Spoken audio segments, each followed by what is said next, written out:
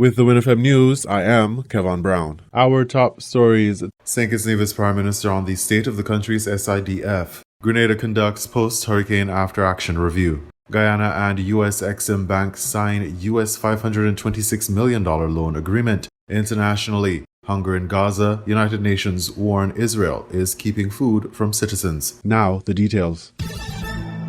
As the new year begins, many people set financial goals and targets for saving. But for many, these objectives remain unmet. Terence Martin, host of Money Matters on WINN FM, has begun offering practical advice on how to grow personal finances with tips on savings and investing. Well, they're not. They're absolutely not achieving anything when they save because of something called inflation. Inflation eats away dollar purchasing power. So a dollar today would not have the same purchasing power as a dollar next year. You could see that in Rams. And actually, we don't have to wait a year here in St. Kitts and Nevis to see that. But if you ask ECCB, the inflation rate, because we're pegged to the US dollar, is the same, which should be somewhere between 2 to 3%. But if you ask the people on the ground, it's not that. It's double digits, right? And I personally have experienced the double digits increases. I was here in the summer, I came back in December, and within those 6 months, I saw notable increases in certain things. So we have to invest, but we're not taught to invest. And you know the irony though, we have a stock market here in Bird Rock. The Eastern Caribbean Securities Exchange is based here in St. Kitts Nevis, but people don't use it. And actually right now, I won't encourage anyone to use it outside of the regional debt side because that's the only side that has liquidity. Okay, the equity side, there's such a lack of awareness and participation. I will never encourage you to put your money into something that you can't have. But you know what? What's coming? I'm launching something called Invest and Sip. And it's a workshop. People have always been asking me, they want to learn about investing, but sometimes they don't want to put in the work. So I'm going to come back. I'm going to do a workshop called Invest and Sip, where we're going to learn about investment, sip some cocktails, and have community. Because we have to invest. You cannot save your way to wealth. You have to invest your way to wealth. One of the biggest obstacles to saving in the Federation is the high level of socializing and partying among young people. While enjoying life is important, he notes that some individuals are also finding ways to balance their social lives with their financial priorities. There's some people that need those feds to stay sane, right? So for some people, I had a client once, she was a millionaire. She never did anything. Everything was for her kids. Never enjoyed her money, but she was miserable, right? But all she asked for was a brand new car every 4 years. So here, right, it's all about intention again, right? For some people, going to that one party, that one fete, playing mass, that's their goal because that brings them happiness and joy to sustain. But for others, it's keeping up with the Joneses. It's doing it because my friend is doing it. It's doing it because I want to be on the gram. It's doing it because I want to look pretty and so on, right? And that's okay, whatever the reason is. But don't put yourself and overextend yourself just for a short moment of fun if it's not a real need. You go back to basics of wants versus needs. For some people, I'm telling you, man, it's a need. For others, it's a want. But if you can't afford that want, let's not go take out loans to finance that short-term thing, okay? And also make a choice. You can't go to every fete, right? I could have afforded to go to every fete, but I made a choice to go to the ones that I wanted to go to, okay? Right? So we don't have to be at everything. Keeping up with your friends does nothing for you except put you in debt because you don't know how they are paying for things. You might be paying for it the legitimate way. You might be paying for it the right way by scrunging, saving, moving. That doesn't mean they're not getting the ticket from a friend. That doesn't mean they're not getting it complimentary. That doesn't mean it's not a result of what we call here, which is a Kittitian pastime of boopsing, right? We have to be able to go back to the basics of wants versus needs. Dr. Terence Martin speaking with WINN FM.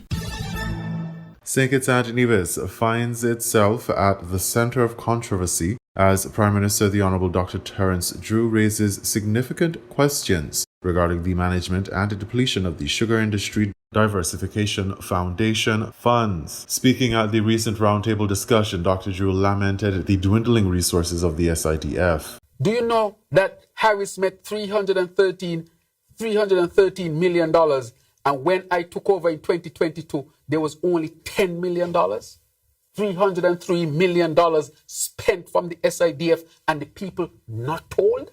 His remarks underscored mounting public concerns over transparency and accountability, particularly in the wake of claims regarding the prior administration which the Honorable Dr. Timothy Harris led. Prime Minister Drew delineated the SIDF's architecture, emphasizing its separation from the Citizenship by Investment CBI program.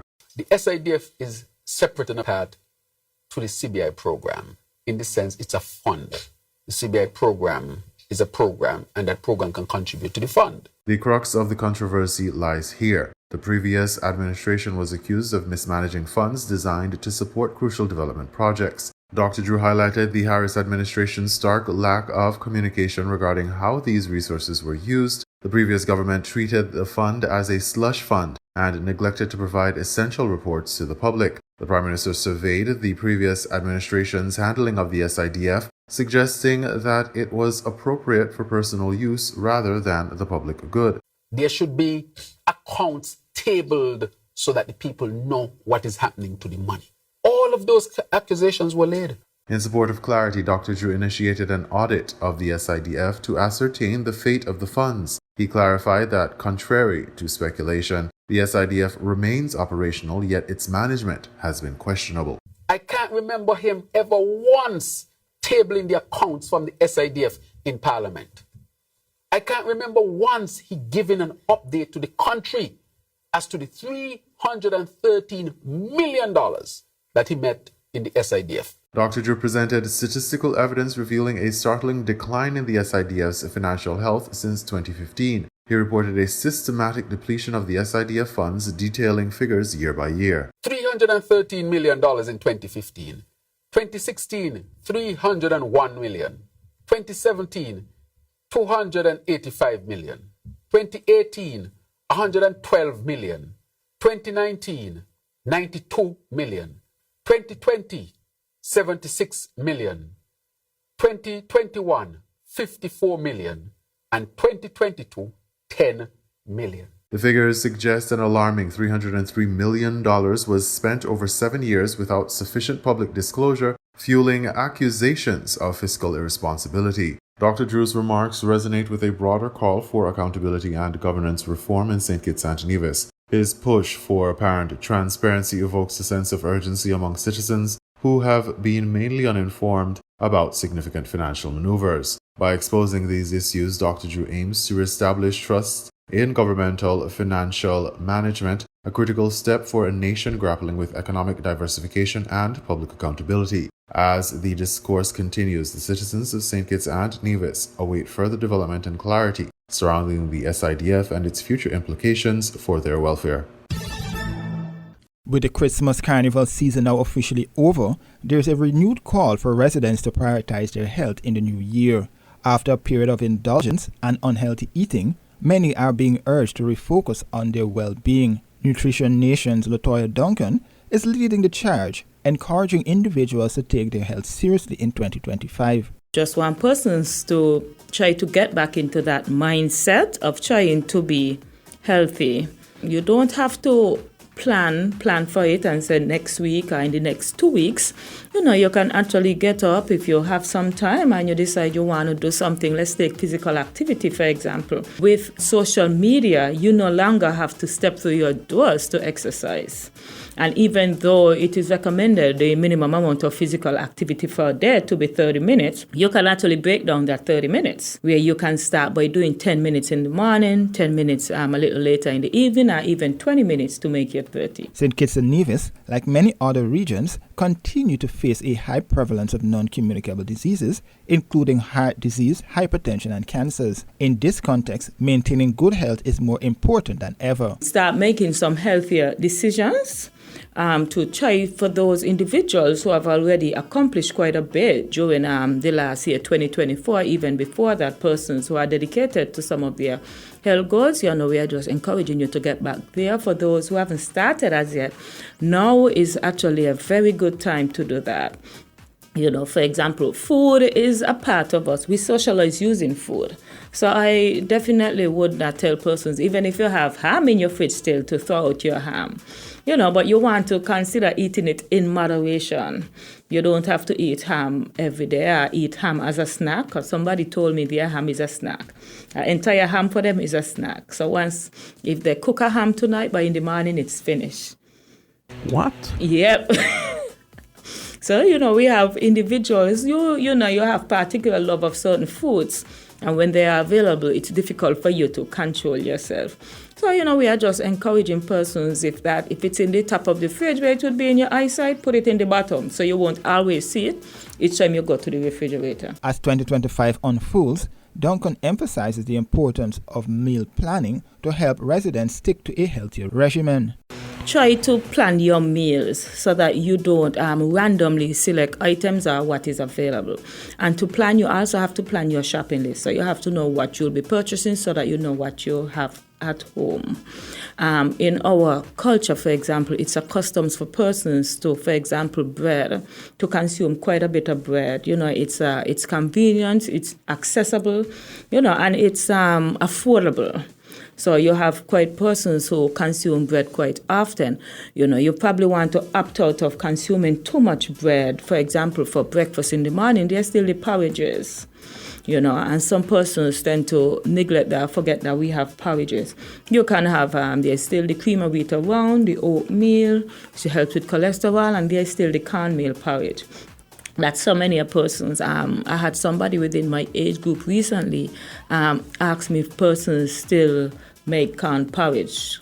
But of course, I make corn porridge, and I know quite a few individuals who still make it. So, those are some of the options that are still affordable, and they are not that difficult to make. And as a matter of fact, porridges are not even looked at as a breakfast food anymore. We have persons who consume porridges throughout the day, whether they are going to prepare it in the morning or in the night, and then they have it as there for when they are ready to consume it again. We have to look at our fruits and our vegetables. Too many times we tend to overlook those food items. Vegetables, for example, you don't always have to have a robust plate of vegetables or all the fancy name vegetables, for example. You try to get as much as possible on your plate as often as possible, whether for breakfast, for lunch, or even for snack. She stressed that now is the time for everyone to take their health seriously and address the ongoing health challenges facing the country. In regional news, Grenada conducts post-hurricane after-action review, Grenada Broadcasting Network reports. A wide cross-section of local stakeholders is currently engaged in a post-hurricane burial after-action review workshop aimed at identifying areas of weaknesses and building on strengths to improve Grenada's response to any future disasters or hazards. The workshop is a collaborative effort between the National Disaster Management Agency, NADMA, and the Caribbean Disaster Emergency Management Agency, CDEMA, with funding provided by the CDEMA Emergency Assistance Fund. Dr. Terence Walters is the National Disaster Coordinator. We had Hurricane Beryl in July of 2024, and it is important for us to review the actions of the National Disaster Organization as to how we performed, things that were done well and things that are weaknesses and strengths, and we can take the necessary actions to address any of the issues that may have come up during our response to Hurricane Beryl in 2024. Dr. Walters says the intended outcome is a draft report, including recommendations put forward by stakeholders. The report will then be submitted to Cabinet for approval.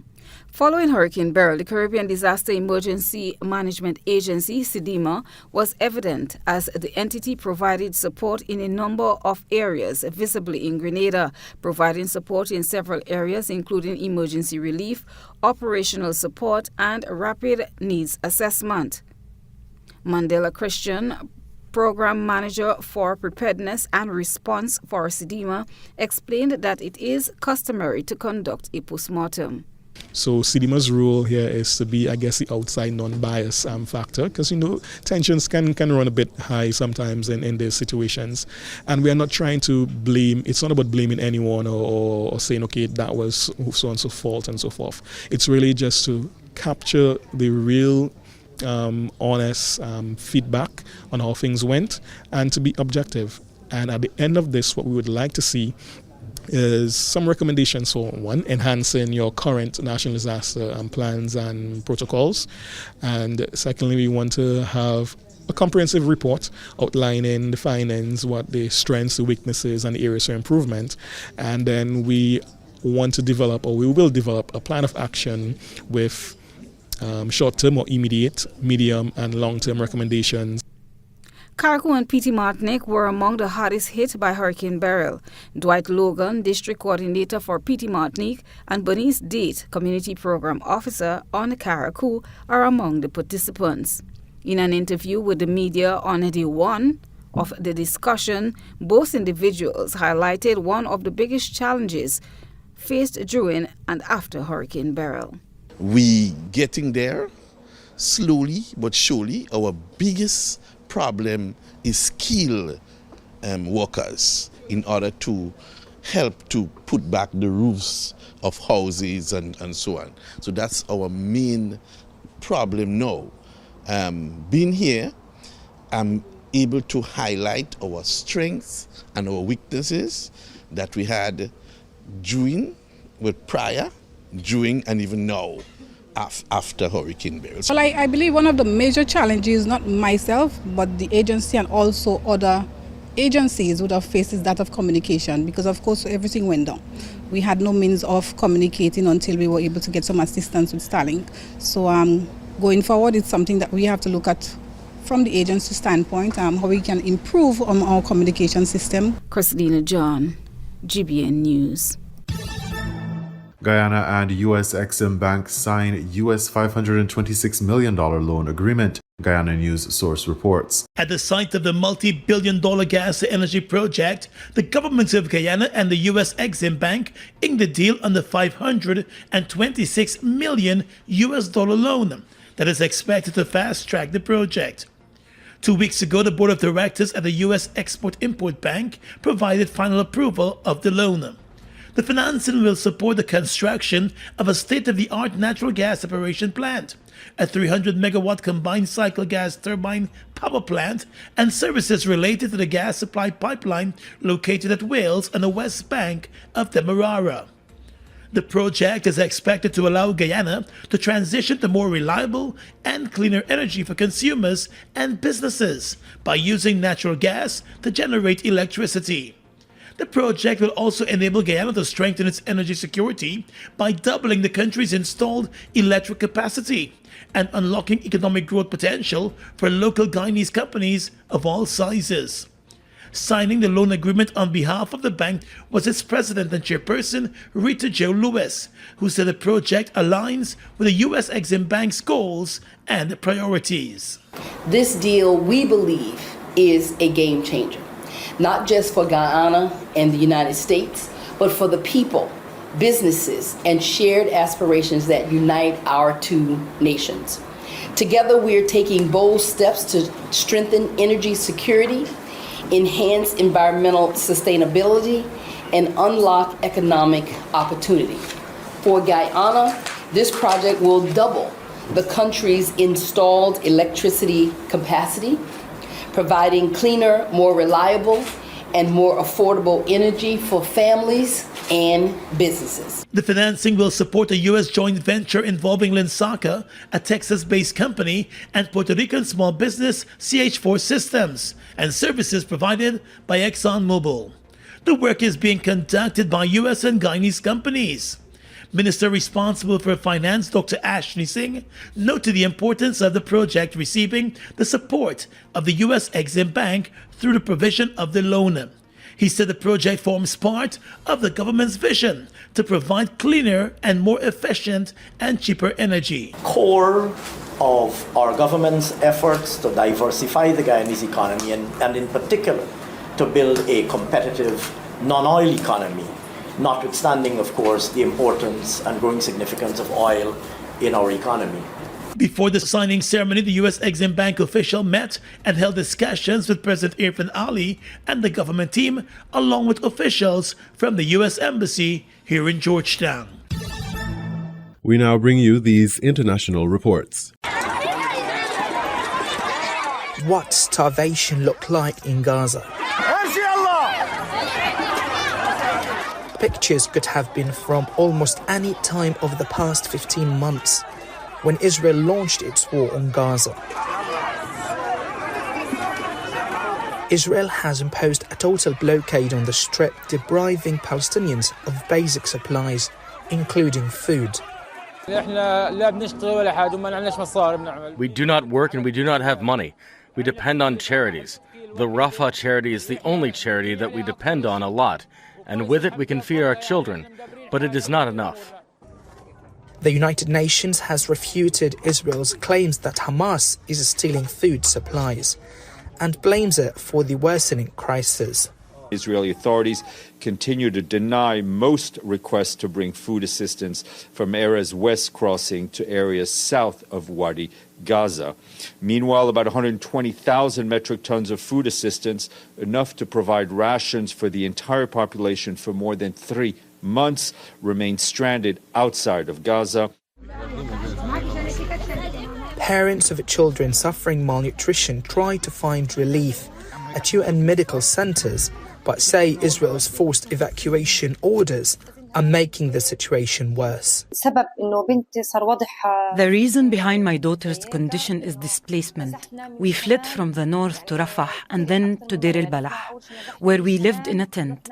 Her malnutrition worsened due to the prolonged displacement, lack of food and financial hardship since my husband's work stopped because of the start of the war. Bombs and bullets have killed more than 46,000 Palestinians. But rights groups say that Israel is using food as a weapon too, and its victims are the most vulnerable. Tariq Abazoum, Al Jazeera, Deir el-Balah.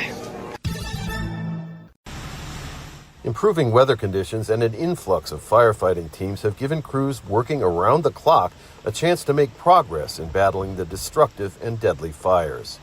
A vast area from the mountain foothills ringing the city to Malibu, famous for its beaches, surfing, and celebrities, the destruction is stark. Rows of multi-million-dollar beachside mansions have been reduced to blackened ruins and ash. It's part of the blaze that also wiped out much of the Pacific Palisades area. Never in a million years would we think that a fire would come down and completely destroy not just this neighborhood, but half or more of the entire Pacific Palisades. It's devastating. It's surreal. The Pacific Palisades fire is now partly contained, as is the fire burning in the Pasadena area. Smaller fires are also being contained. We have the absolute best, most experienced teams leading our efforts, and even with the most challenging circumstances and terrain. Amid increasing public concern about looters robbing undamaged houses in evacuated areas, authorities announced an overnight curfew in the evacuation zones. National Guard troops have been brought in. Fire battalions have raced in from as far away as Portland, Oregon, and the Pentagon is sending troops. 500 active duty personnel currently stationed at Camp Pendleton, California, are preparing to support requests from federal and state authorities with route clearance, commodity distribution, search and rescue. Police promised zero tolerance for looters or arsonists. If it is determined that there is a man-made and intentional setting of any of the fires involved in this situation, the people who committed this arson will be arrested, they will be prosecuted, and they will be punished to the full extent of the law. However, so far, no causes have been determined for any of the fires. For the first time in days, the smoke has begun to clear, even as white ashes continue to fall from the sky. And while progress is being made fighting the fires, the extremely dry conditions and lack of any rain in sight mean that Los Angeles is not out of danger yet. Rob Reynolds, Al Jazeera, in the Pacific Palisades neighborhood of Los Angeles.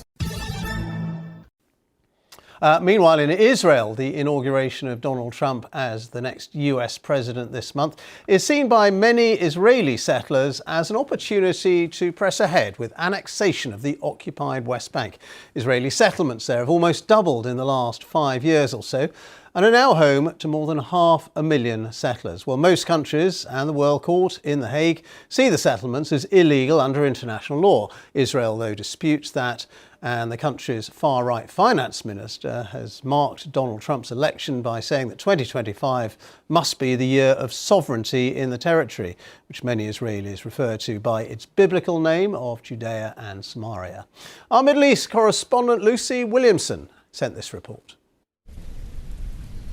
For half a century, annexation of the West Bank has remained a dream for Israeli settlers, even as settlement after settlement has become a reality on the ground. The World Court says this is an illegal occupation. We first came here in 1982. But settlers like Sondra Barras stake their claim on an ancient Jewish presence here. And they think America's next president may support them. I was thrilled that Trump won.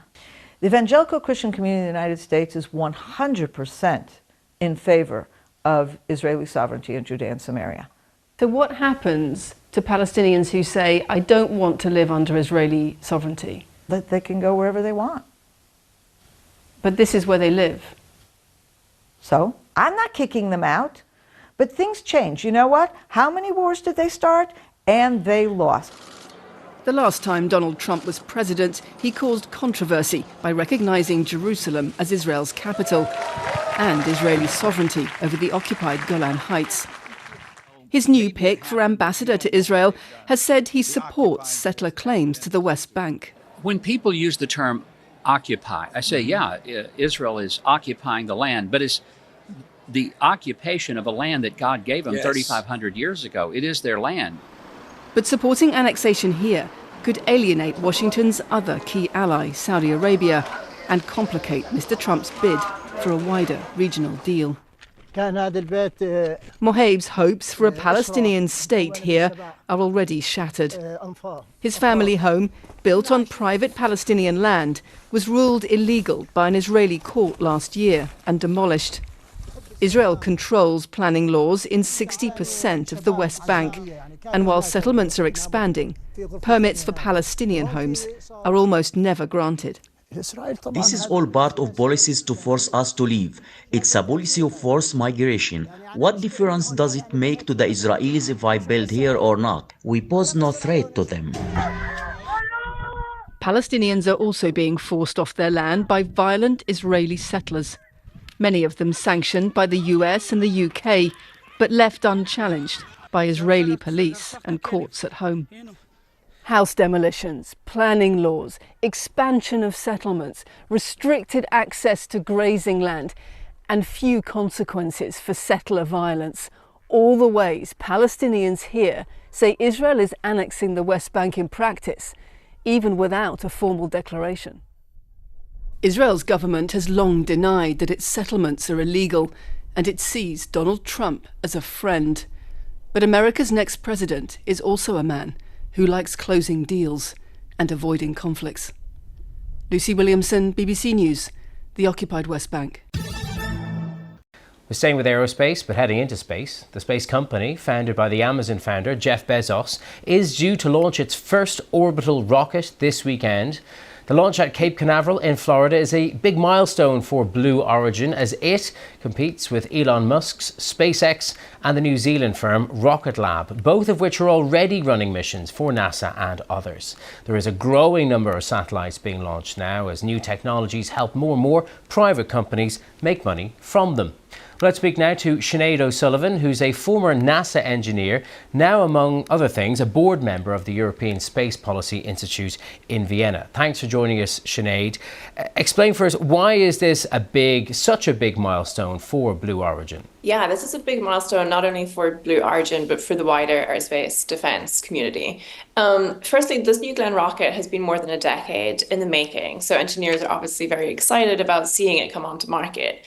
The second thing is really that this, I guess, is going to hopefully enter orbit and then come back down and become the second largest reusable vehicle after SpaceX's Falcon 9 rocket. So this is going to compete directly in many ways with SpaceX, and we have yet to see a competitor really be able to do that thus far. What kind of a threat does Blue Origin pose to SpaceX? I mean, they've come to encapsulate the world of private space travel, perhaps because of just how well known its founder is. Yeah, so certainly Elon Musk seems to be light years ahead of other entrants to the market. But SpaceX is not immune from competition itself either. You know, I think with the entrance of a new heavy launch vehicle in the segment, is certainly going to spur on innovation from SpaceX, but also what is going to be really interesting is to look at cost-wise. Is SpaceX going to have to lower the cost to access to space for its customers? Now, there are obviously lots of payloads to be launched, And certainly New Glenn vehicle is coming with Amazon's Kuiper kind of satellite communication constellation, which will mirror in many ways the Starlink constellation. So whether or not they are able to eat into each other's customer base outside of their own kind of internal projects will remain to be seen. How profitable is this business? Because when you hear about so many wealthy men spearheading these companies, you get the sense that it is a bit of an unprofitable vanity project. Yeah, that's an interesting way to put it. I think what we've seen in the last decade is that the profit center for launch has certainly shifted. Initially, there were thoughts that launch itself might be a profitable enterprise. We're now seeing that, launch might actually be a loss leader for, I guess, more profitable or higher margin activities, such as owning, operating, and delivering data from satellite communication capabilities. Okay. So I think, what this New Glenn vehicle from Blue Origin really allows Blue Origin to do is start to be able to think about profits from downstream activities, such as satellite communication, Sinead. or upstream activities such as delivering access or Sinead different O'Sullivan. capabilities. You were listening to the WINN FM 98.9 newscast. Our top stories were: St. Kitts Nevis Prime Minister on the state of the country's SIDF. Grenada conducts post-hurricane after-action review. Guyana and U.S. Exim Bank sign U.S. $526 million loan agreement. Internationally, hunger in Gaza, United Nations warn Israel is keeping food from citizens. Thank you for listening.